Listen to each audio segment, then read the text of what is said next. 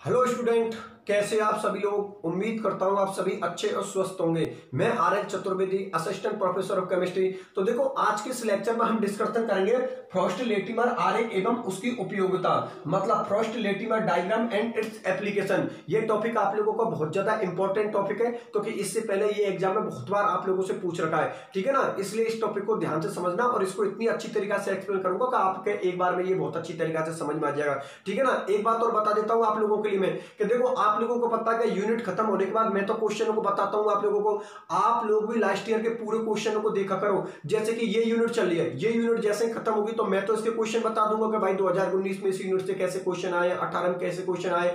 आप लोग भी इन क्वेश्चनों को देखा करो और एनालिसिस किया करो कि यार इस यूनिट से 2019 में ये क्वेश्चन बने थे, 2018 में ये क्वेश्चन बने थे, 2017 में ये क्वेश्चन बने थे, 16 में ये क्वेश्चन बने थे या 15 में ये क्वेश्चन बने थे, ठीक है ना। तो उससे यूनिट का आइडिया लग जाता था कि यार अब की बार वो क्या पूछ सकता है, ठीक है ना। आगे नहीं मेरे बात समझ में। इसलिए आप लास्ट ईयर के पेपर को देखा करो और उससे एक कॉन्फिडेंस आता है और एक आइडिया लग जाता है। कॉन्फिडेंस ये आता है कि यार सीधे सिंपल से क्वेश्चन है, सर के मैटर से आ रहा है, सर के लेक्चरों से पूरा मैटर आया, तो टेंशन लेने की तो कोई जरूरत ही नहीं है। आगे मेरे बात समझ में। इसलिए लास्ट ईयर के पूरे पेपर को देखा करो। आप लोगों के लिए मैंने बता रखा, लास्ट ईयर के जितने भी हमारे जो पेपर है वो स्टडी मटेरियल नाम के फोल्डर के अंदर मैंने लास्ट ईयर के पूरे पेपर डाल रखे हैं आप लोगों के लिए, 2019 से 2015 तक। एक चीज और बता देता हूं मैं आप लोगों के लिए कि देखो ऐप के अंदर क्या है, हमारे जो ऐप है उसके अंदर क्या होता है कि जैसे कि हम 1 2 3 4 9 लेक्चर तक का अपना सीक्वेंस होता है। कुछ स्टूडेंटों के कॉल आ रहे थे, वो पूछ रहे थे सर और लेक्चर कहां पर है।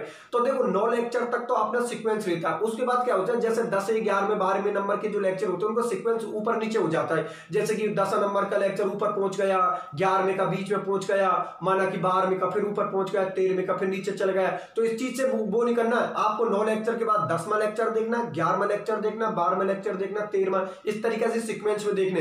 अगर वो लेक्चर ऊपर नीचे हो जाते तो आपको तो इससे कोई फर्क नहीं पड़ना चाहिए। आप लोग पूरे जो फोल्डर बना हुआ है ना, जैसे मैं इस तरीका से डाल रखी है कि unit first lecture, unit second lecture, तो उस पूरे फोल्डर को बीच में चेक कर लिया करो कि भाई जैसे कि 9 लेक्चर तो सीक्वेंस है, तो 10वां लेक्चर शायद हो सके बीच में चला गया हो या उसका सीक्वेंस खराब हो गया हो, ठीक है ना। इसलिए और वैसे भी ऊपर लिखी होती है, ऊपर जो अपना ऐप है ना उसमें इस तरीका से लिखी होती है कि इस यूनिट के अंदर कितने लेक्चर डाल दिए। तो जैसे पता लग रहा है कि वहां पर 13 लेक्चर डाल दिए और सीक्वेंस 9 का ही बन रहा है, तो कॉमन सी बात है 4 लेक्चर ऊपर नीचे बीच में कहीं पर हो गए, ठीक है ना। तो आप लोग वहां पर देख लेना कि 9 तक तो सीक्वेंस होता है, उसके बाद 10 से 11 12 लेक्चर है ना, उनका सीक्वेंस उसमें ऊपर नीचे हो जाता है। तो वो कोई दिक्कत नहीं है, एक ही जगह पर यूनिट में लेक्चर पड़े हुए हैं, वहां पर ऊपर नीचे देख लेना आप लोग एक बार चेक करके, सारे लेक्चर आपको वहीं पर मिलेंगे, ठीक है ना। इसलिए कोई दिक्कत वाली बात नहीं है, क्योंकि कुछ स्टूडेंट कॉल कर रहे थे कि सर और लेक्चर कहां पर है। अब लेक्चर तो वहीं पर है, लेकिन वो तो वो सीक्वेंस में देख रहे थे कि 1 2 3 4, अब 9 तक तो सीक्वेंस बन रहा है। जैसे 10 नंबर का लेक्चर है तो 10 नंबर का लेक्चर ऊपर ही ऊपर चला जाता है। अब वो तो ये देखते नीचे नीचे गया, 10 कहां गए, जबकि 10 ऊपर ही ऊपर पहुंच गया,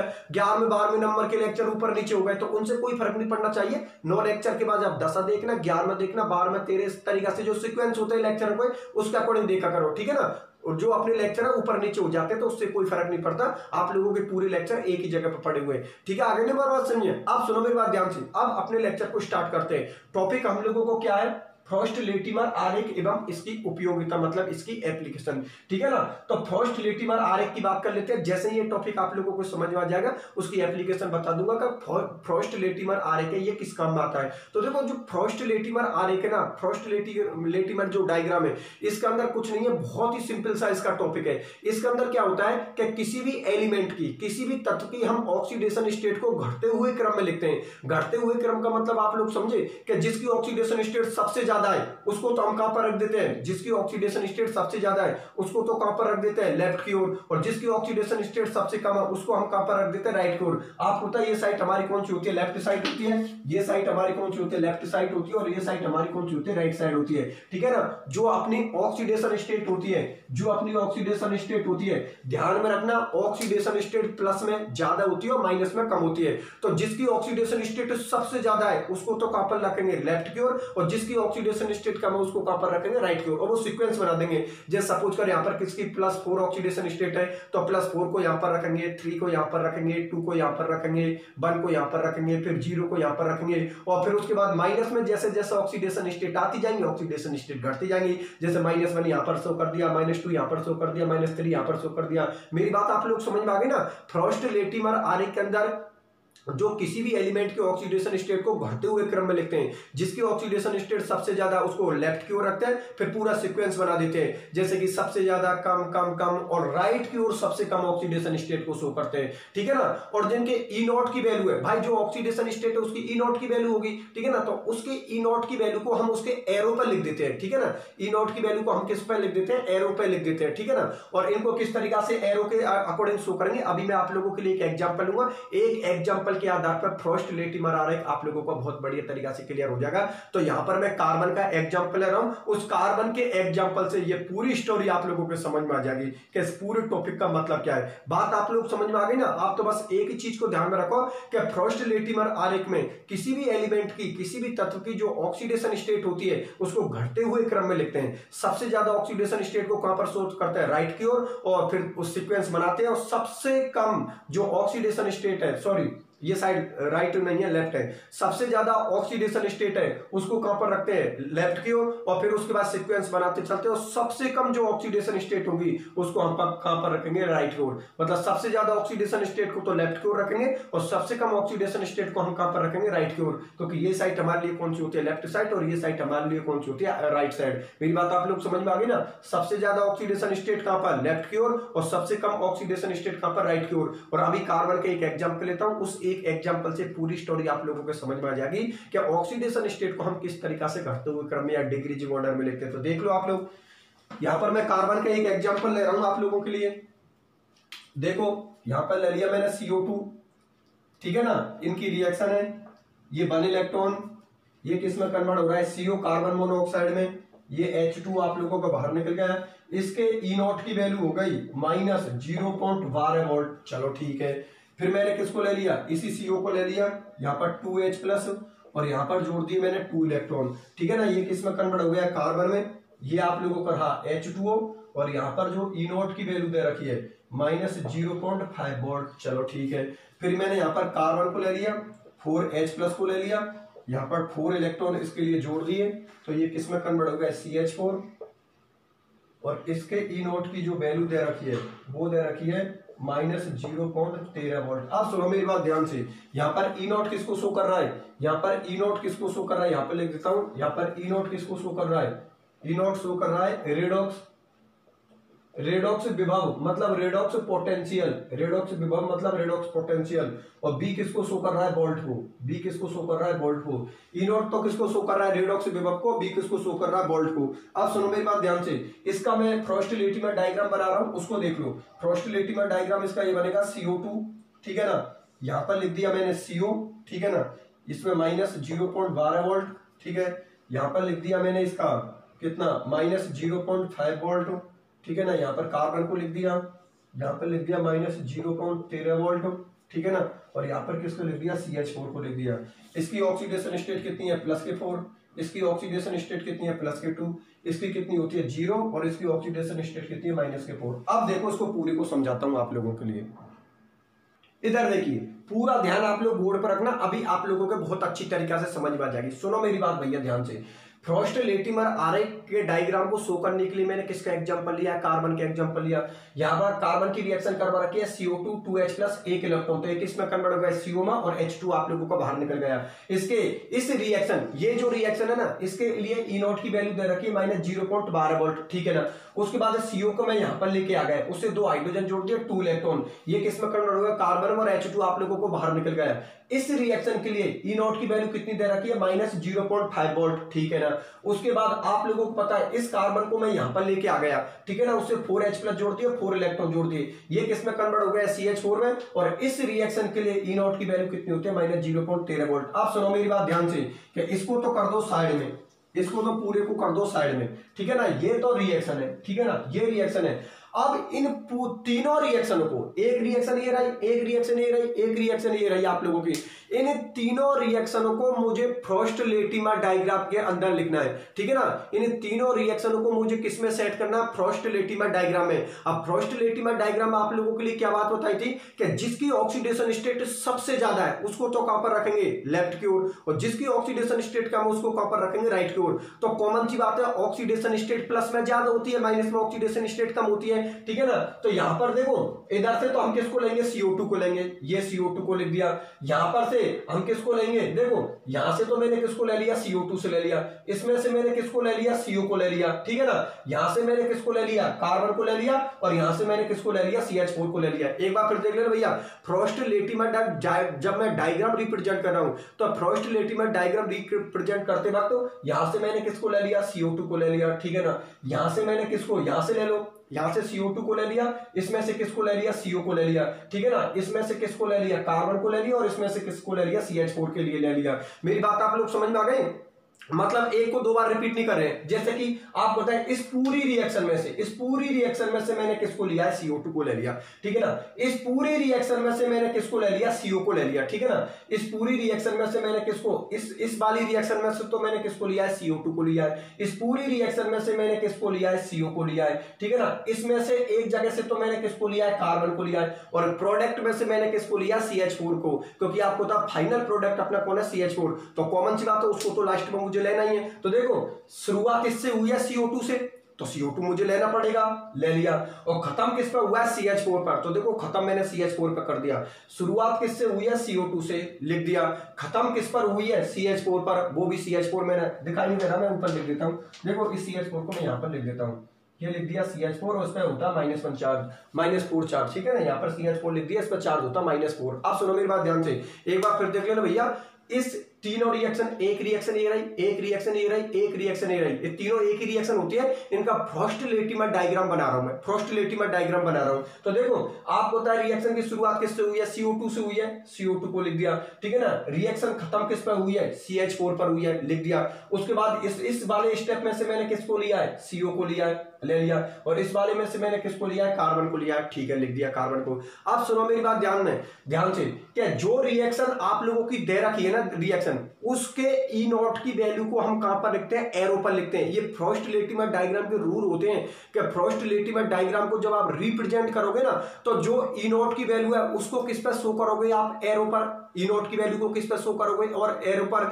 और E0 की वैल्यू को एरो पर शो करने के बाद उसके बाद जिसकी ऑक्सीडेशन स्टेट सबसे ज्यादा उसको लेफ्ट पर रखेंगे, और जिसकी ऑक्सीडेशन स्टेट सबसे कम उसको राइट पर रखेंगे। जैसे कि देखो इस रिएक्शन के लिए E0 की वैल्यू कितनी होती है, -0.12 वोल्ट, लिख दिया -0.12 वोल्ट। इस रिएक्शन के लिए E0 की वैल्यू कितनी होती है, -0.5 वोल्ट, उसके लिए लिख दिया -0.5 वोल्ट। इस रिएक्शन के लिए E0 की वैल्यू कितनी होती है, -0.13 वोल्ट, उसको -0.13 वोल्ट मैंने किस पे लिख दिया, एरो पर लिख दिया। मेरी बात आप लोग समझ में आ गई ना, मतलब जो E0 की वैल्यू होगी ना रिएक्शन की, उसको हम किस पर लिखेंगे, एरो पर। अब ऑक्सीडेशन स्टेट देखते हैं, तो आपको पता है CO2 के अंदर कार्बन की ऑक्सीडेशन स्टेट कितनी होती है, +4, ठीक है ना। CO के अंदर कार्बन की ऑक्सीडेशन स्टेट कितनी होती है, +2, और आपको पता है कार्बन पर यहां पर तो कुछ जुड़ा नहीं, तो कॉमन सी बात है कार्बन की ऑक्सीडेशन स्टेट कितनी होगी, 0, और यहां पर कार्बन की ऑक्सीडेशन स्टेट कितनी है, -4। तो एक बात बताओ यार, सबसे ज्यादा ऑक्सीडेशन स्टेट कौन सी है पूरे में, सबसे ज्यादा ऑक्सीडेशन स्टेट है +4, और सबसे कम ऑक्सीडेशन स्टेट है -4, क्योंकि मैंने पहले ही बोल दी कि ऑक्सीडेशन स्टेट होती है वो प्लस में ज्यादा होती है, माइनस में कम होती है। तो हमारा रूल क्या बोला है कि जिसकी ऑक्सीडेशन स्टेट सबसे ज्यादा है उसको तो कहां पर रखेंगे, लेफ्ट की ओर, और जिसकी ऑक्सीडेशन स्टेट सबसे कम है उसको कहां पर रखेंगे, राइट की ओर, और बीच का सीक्वेंस रहेगा। जैसे कि सबसे ज्यादा ऑक्सीडेशन स्टेट कितनी है, +4, कहां पर लिख दिया, लेफ्ट की ओर। उसके बाद घटता हुए क्रम में लिख देंगे, घटते हुए क्रम डिक्रीजिंग ऑर्डर, डिक्रीजिंग ऑर्डर या घटते हुए क्रम का मतलब क्या होता है कि पहले सबसे ज्यादा को लिखते हैं, फिर धीरे धीरे धीरे धीरे लास्ट में किसको लिखते हैं, सबसे कम को लिखते हैं। तो सबसे ज्यादा कौन सा है, +4, उसके बाद कम कौन है, +2, फिर कम कौन है, 0, और फिर सबसे कम कौन है, -4। तो -4 वाले को तो कहां पर रख दिया, राइट की ओर, और +4 वाले को कहां पर रख दिया, लेफ्ट की ओर। मेरी बात आप लोग समझ में आ गई, ये आपका फ्रॉस्ट-लेटीमर डायग्राम को रिप्रेजेंट करने का तरीका है। मेरी बात आप लोग समझ में आ गई ना।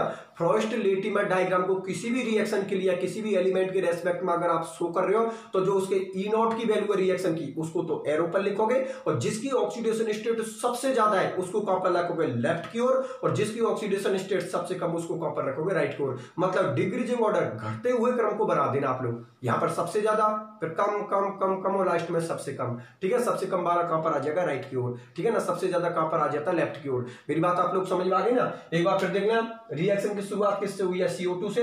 रिएक्शन की समाप्ति किस पे हुई है, CH4 पर। तो CO2 को भी लिख दिया और CH4 को भी लिख दिया। इस रिएक्शन में से किसको ले लिया, CO को ले लिया, और इस रिएक्शन में से किसको ले लिया, कार्बन को ले लिया, कार्बन को ले लिया। इस रिएक्शन के लिए E0 की वैल्यू कितनी है, -0.12 वोल्ट, यहाँ पे लिख दिया मैंने 0.12 वोल्ट। इस रिएक्शन के लिए E0 की वैल्यू कितनी है, -0.5 वोल्ट, ये लिख दी -0.5 वोल्ट। इस रिएक्शन के लिए E0 की वैल्यू कितनी है, -0.13 वोल्ट, वो लिख दिया मैंने -0.13 वोल्ट। मेरी बात आप लोग समझ में आ गई ना। ये आपका कौन है, Frost Latimer diagram, Frost Latimer आरेख। मेरी बात आप लोग समझ में आ गई। अब इसके कुछ एग्जांपल और ले लेता हूं मैं, ये तो कार्बन के रेस्पेक्ट में ले लिया, अब कुछ एग्जांपल और ले लेता हूं, ठीक है ना। उन एग्जांपल को लेने के बाद एक इसकी एप्लीकेशन बता देंगे, ठीक है ना। एप्लीकेशन के साथ ये टॉपिक हमारा क्या हो जाएगा, खत्म। इंपॉर्टेंट टॉपिक है क्योंकि लास्ट ईयर की एग्जाम हम देखना है, बहुत बार आप लोगों से पूछ रखा है, ठीक है ना। वो तो मैं यूनिट को जब कंप्लीट करवाऊंगा, जब आप लोगों के लिए क्वेश्चन भी बता दूंगा, ठीक है ना। तो पहले तो ये बात होता है, ये बात समझ में आ गई ना, कि जिसकी ऑक्सीडेशन स्टेट सबसे ज्यादा उसको तो कहां पर रखोगे, लेफ्ट की ओर, और जिसकी ऑक्सीडेशन स्टेट सबसे कम उसको कहां पर रखोगे, राइट की ओर, ठीक है ना। रिएक्शन आपको याद करनी पड़ेगी, ये रिएक्शन बिल्कुल कार्बन की आपको, क्योंकि कॉमन सी बात है, हमारी एग्जाम तो थ्योरेटिकल होती है, हमें तो लिखना पड़ता है, तो पूरी तो आपको लैंग्वेज याद होनी चाहिए, पूरी रिएक्शन और उसके E0 की वैल्यू याद होनी चाहिए, क्योंकि एग्जाम में तो हमें जैसे के जैसे लिखना है। अगर एग्जाम में हमें जैसे के जैसे लिखना है तो कॉमन सी बात है, आपको पूरी रिएक्शन याद होनी चाहिए और उसके E0 की वैल्यू याद होनी चाहिए, जब भी जाके इसका फ्रॉस्ट लेटिमर डायग्राम बना पाओगे आप लोग। इसलिए ध्यान में रखना, बिल्कुल फेस टू फेस आपको एग्जाम्पल पता होना चाहिए कि ये रिएक्शन कौन सी है, ये रिएक्शन, क्योंकि एग्जाम में आपको होता है तो भरने नहीं है, एग्जाम में तो थ्योरेटिकल एग्जाम देनी है। तो थ्योरेटिकल एग्जाम में तो आ गए, फ्रॉस्ट लेटिमर डायग्राम पर टिप्पणी कीजिए, तो पूरी तो लैंग्वेज लिखनी है, फिर आपको ये एग्जांपल लिखना है। तो एग्जांपल तभी तो लिखोगे जब आपको याद होगा, इसलिए पूरी सीक्वेंस में आपको पता होना चाहिए कि E0 की वैल्यू गलत मत कर देना, बिल्कुल E0 की वैल्यू ध्यान में रहनी चाहिए आप लोगों के लिए, और फिर उसके बाद उसका डायग्राम बनाना आप लोगों। तो अगर ये रिएक्शन याद है तो डायग्राम तो आराम से बना दोगे आप लोग, ये आराम से बना दो। क्यों, क्योंकि आपको पता है कि हमें क्या करना है, कि जिसकी ऑक्सीडेशन स्टेट सबसे ज्यादा उसको तो लेफ्ट की ओर रखना है, और जिसकी ऑक्सीडेशन स्टेट सबसे कम है उसको कहां पर रखना है, राइट की ओर, ठीक है ना। इसलिए बिल्कुल फेस टू फेस पूरी रिएक्शन याद होनी चाहिए, पूरी E0 की वैल्यू याद होनी चाहिए, और अगर ये याद है तो कॉमन सी बात है, इसको तो आप आराम से बना दो, कोई दिक्कत वाली बात नहीं है, ठीक है ना। कुछ एग्जाम्पल और ले लेता हूं इसके फ्रॉस्ट लेटिमर डायग्राम के, ठीक है, जिससे कि टॉपिक क्लियर हो जाएगा अपना।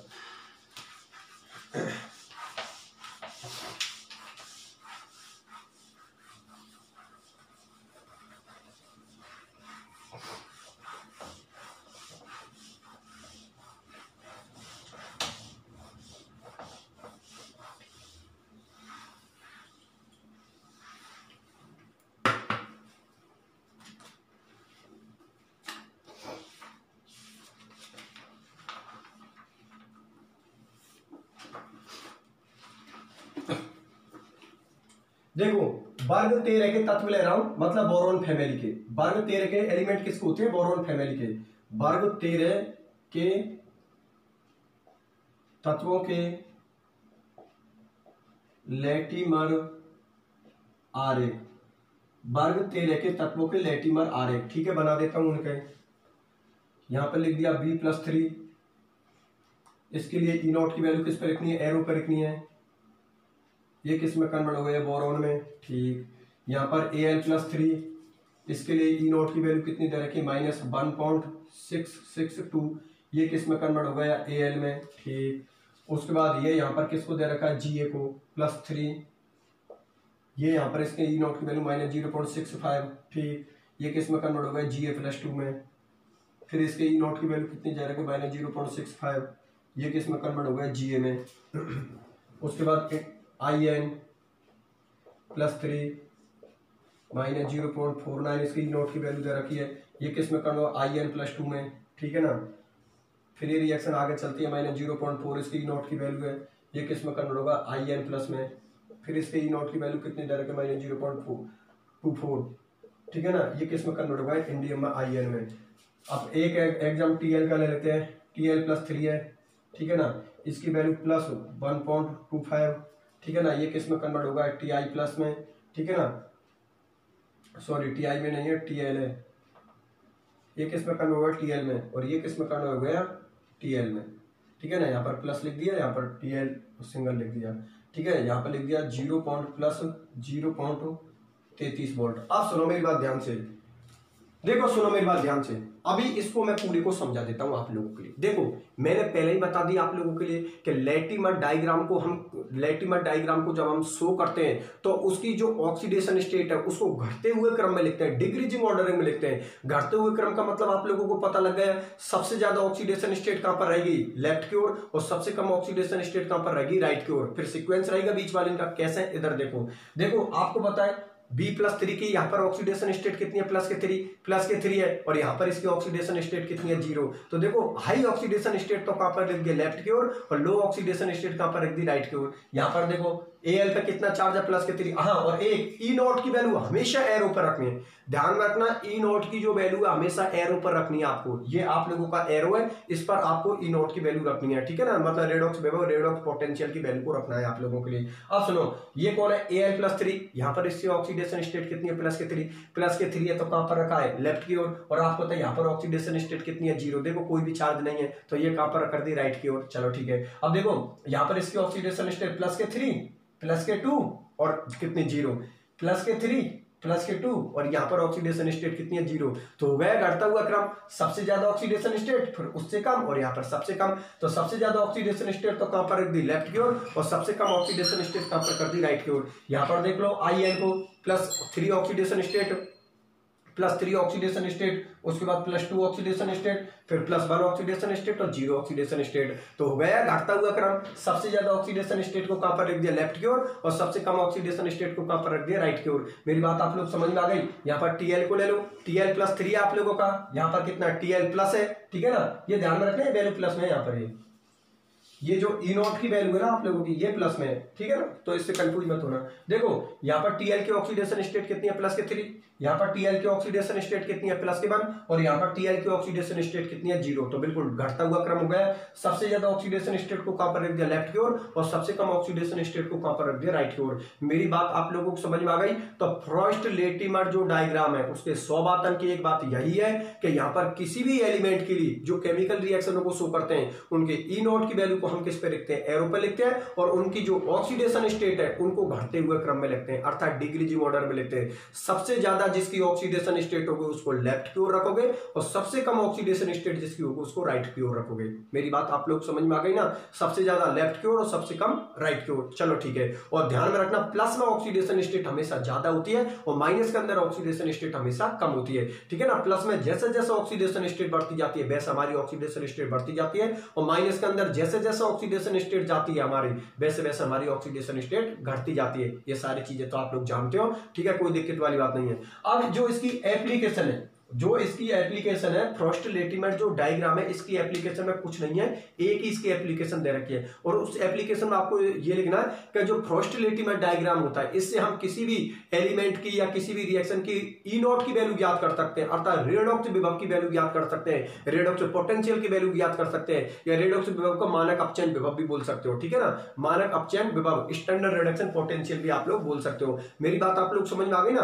तो हम फ्रॉस्ट-लेटिमर डायग्राम की हेल्प से किसी भी रिएक्शन के E0 की वैल्यू को ज्ञात कर सकते हैं। ये रही इन सबकी E0 की वैल्यू, ठीक है ना। फ्रॉस्ट-लेटिमर डायग्राम से हम किसी भी रिएक्शन की E0 की वैल्यू ज्ञात कर सकते हैं, ये इसकी एप्लीकेशन है, ठीक है ना। कि कोई भी रिएक्शन हुई या कोई भी एलिमेंट हुआ उसके E0 की वैल्यू को हम, या रेडॉक्स विभव, रेडॉक्स पोटेंशियल की वैल्यू को हम किससे ज्ञात कर सकते हैं, फ्रॉस्ट-लेटिमर डायग्राम से। मेरी बात आप लोग समझ में आ गई। तो ये टॉपिक था आपका फ्रॉस्ट-लेटिमर डायग्राम एवं उसकी एप्लीकेशन।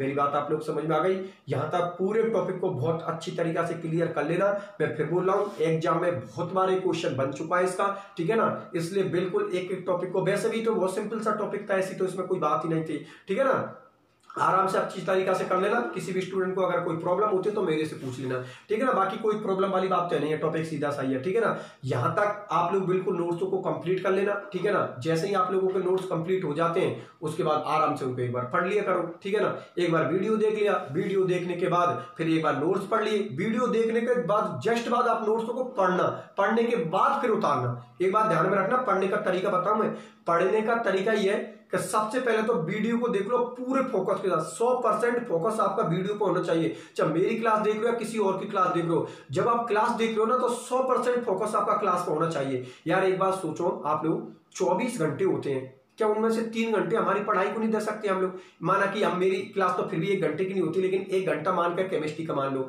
1 घंटा फिजिक्स का, मैथ का, बॉटनी जूलॉजी का किसी का मान लो। मतलब सोच के देखो कि 24 घंटे में से क्या आप अपनी पढ़ाई को 3 घंटे नहीं दे सकते? भाई आप एक स्टूडेंट हो, आपका काम क्या है? आपका काम है पढ़ने का। तो यार एक बात होता, हमारा काम क्या है? पढ़ाने का। तो हम पूरे दिन में इतनी क्लासों को ले लेते हैं, तो एक बात बताओ, क्या 24 घंटे में से आप 3 घंटे अपनी पढ़ाई को सिंसियर तरीका से नहीं दे सकते?